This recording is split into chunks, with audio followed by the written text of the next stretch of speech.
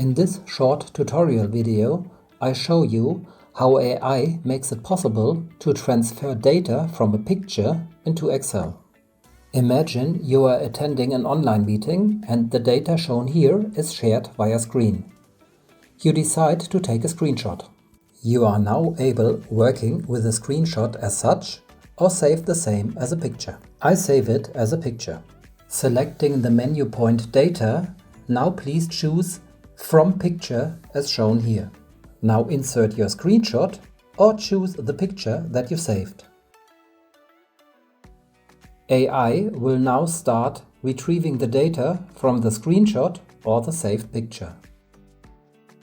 When completed, the data will be shown on the right side, giving the possibility to do some changes or corrections.